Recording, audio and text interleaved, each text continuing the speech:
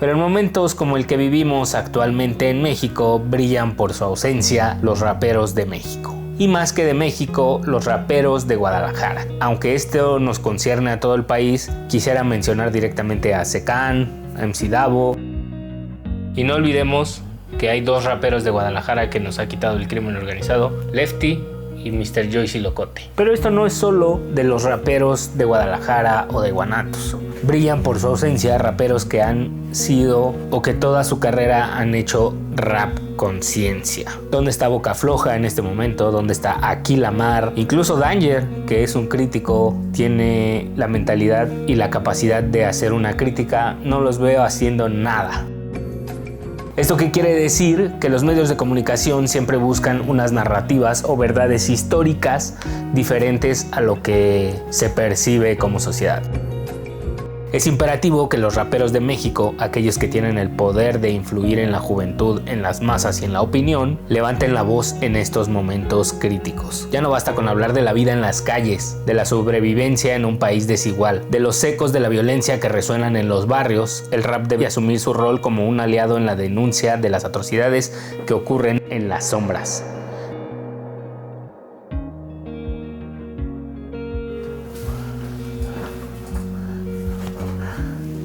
¿Qué onda?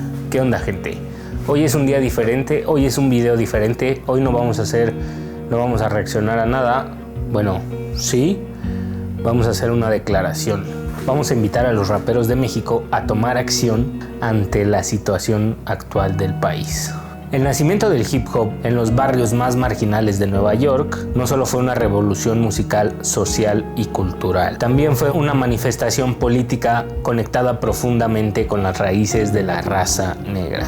En ese sentido, el hip hop se erigió como una respuesta contundente a las opresiones y desigualdades que históricamente han afectado a las comunidades negras y latinas. Los jóvenes africanos, a menudo segregados de las oportunidades de trabajo, buscaron nuevas oportunidades. Si esto les suena familiar, es lo que está sucediendo en México en este momento. La falta de oportunidades hacen que los jóvenes busquen nuevas oportunidades con el crimen organizado. Jóvenes marginados, racializados, en Estados Unidos buscaron nuevas formas de expresión en áreas como el graffiti, el breakdancing y en la música con los DJs y los MCs.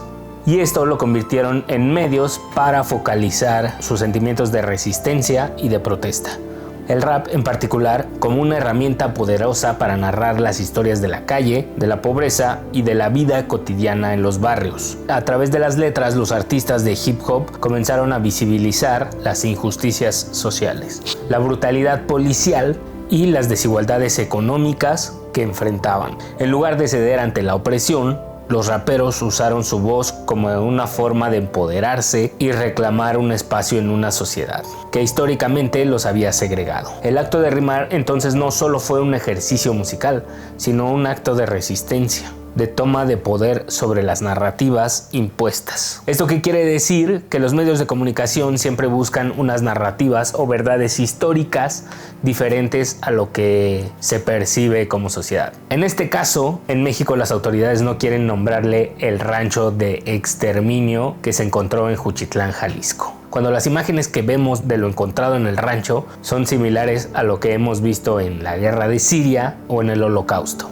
El mensaje de los primeros exponentes del hip hop fue claro. Afrika Bambaataa, Grandmaster Flash o Run DMC. Estos artistas no solo hacían música, sino que construían una identidad colectiva que invitaba a la comunidad a unirse a este movimiento, a luchar por un futuro más justo y equitativo. En resumen, el hip hop nació como respuesta cultural y política a las injusticias vividas por la raza negra y latina en Estados Unidos. Su esencia contestataria no solo se basa en una crítica al sistema, sino también en la afirmación de una identidad propia, que busca siempre desafiar las narrativas oficiales y reivindicar el derecho a ser escuchados. Recientemente la noticia sobre el hallazgo de un rancho de exterminio en Juchitlán, Jalisco, ha conmovido al país, recordándonos una realidad escalofriante que persiste en prácticamente todo el país y que debería de ponernos los pelos de punta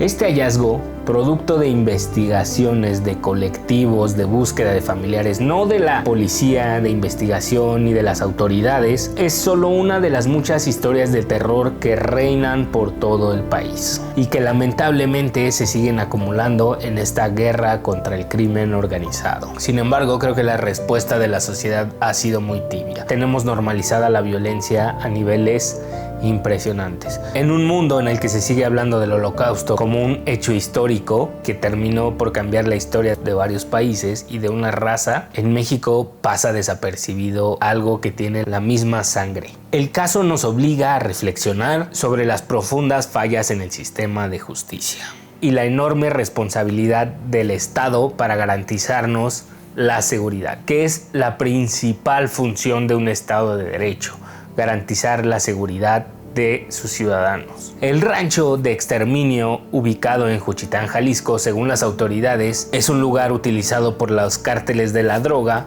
uno en específico, para adiestrar, exterminar y abusar de víctimas, donde se encontraron desde la tortura hasta el asesinato, la venta de órganos, experimentos con niñas, etc. Este macabro descubrimiento pone de manifiesto la brutalidad con la que operan muchos de los cárteles en México. Pero también saca a la luz la vulnerabilidad de una sociedad ante un Estado que sigue siendo incapaz de brindarnos seguridad. Este hallazgo es una manifestación de un fenómeno mucho más grande. 400 pares de zapatos, 400 prendas. No convirtamos a las víctimas en número. Son alrededor de 400 personas, aunque uno de los sobrevivientes haya dicho que se eliminaron más de 1500 personas en ese lugar. ¿Cómo es posible que un Estado como Jalisco, con el mayor número de desaparecidos, no se haya dado cuenta de lo que sucedía en su territorio? En última instancia, el rancho de exterminio encontrado en Jalisco no solo es un recordatorio de los actos atroces que pueden ser capaces los cárteles de la droga en este país. Es la viva esencia de que el Estado no puede más con este problema. Y también un llamado de acción para toda la sociedad. La sociedad mexicana merece respuestas y la dignidad de las víctimas exige que no dejemos que estos crímenes se conviertan en un número más. Este hallazgo debería de resonar muchísimo más en la conciencia colectiva de la sociedad. Sin embargo, creo que hay una voz que ha sido demasiado silenciosa. Una voz que históricamente ha sido sinónimo de resistencia, de lucha y de denuncia: el rap.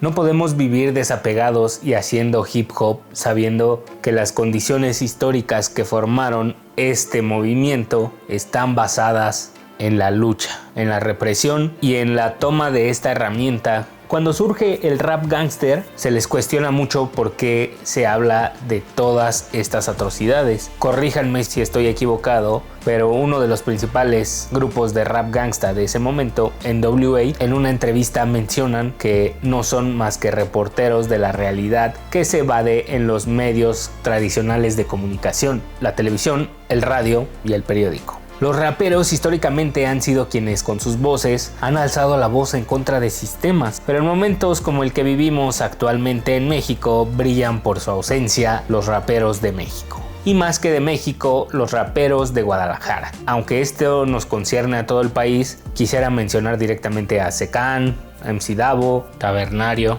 Tren Locote, Manutas, Chicano, JCR, Neto Peña, Anexo Leiruk, todo Alzada es de Guadalajara, Tozer One, el Tren Locote, Cuba, Simple, y sin olvidar a las mujeres, Hispana, La Mamba, Just Bones. Ella con su tema Ladrón pues ha hecho algo parecido a esto, ya ha tenido mención de algo parecido.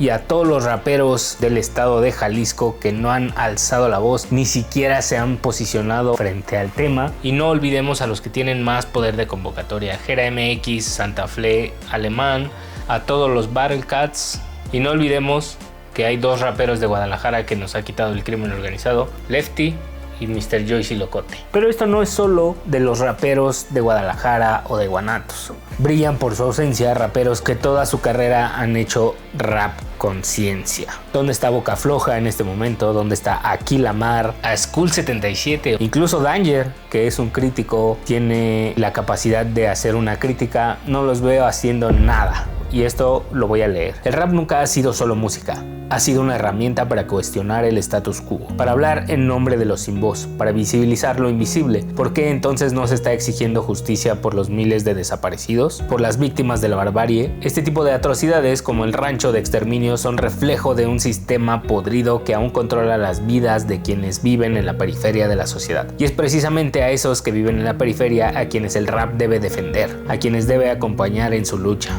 Es imperativo que los raperos de México, aquellos que tienen el poder de influir en la juventud, en las masas y en la opinión, levanten la voz en estos momentos críticos. Ya no basta con hablar de la vida en las calles, de la sobrevivencia en un país desigual, de los ecos de la violencia que resuenan en los barrios. El rap debe asumir su rol como un aliado en la denuncia de las atrocidades que ocurren en las sombras, en los lugares oscuros donde el Estado parece no llegar. Debe ser una herramienta de justicia social, un medio para demandar responsabilidades a los culpables y exigir una respuesta inmediata de las autoridades. En las batallas escritas se abandera normalmente que en México siempre hemos vivido marginados, que el rap es real aquí porque, a diferencia de España, nosotros somos tercermundistas con todo lo que ello implica. Entonces, si todo esto sucede, ¿por qué abanderamos la violencia desde ese ángulo? Los Battle Cats mexicanos son los pioneros. Entonces, ¿por qué abanderar el crimen organizado como una apología de la violencia y no hacer una crítica de lo que estamos viviendo? Pero bueno, para que no opinen y digan que yo no estoy haciendo nada, ¿qué les parece si raperos que tengan algo que decir sobre el tema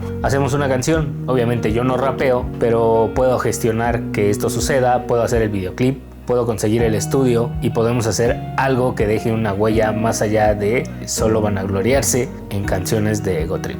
Ahí se los dejo, conocen mis redes, pueden compartir este video, pueden tomar conciencia de lo que está sucediendo y, más importante, tomar acción. Sin nada más que decir, pues etiqueten a todos sus raperos, vamos a hacer que esto resuene. Nos vemos en la próxima.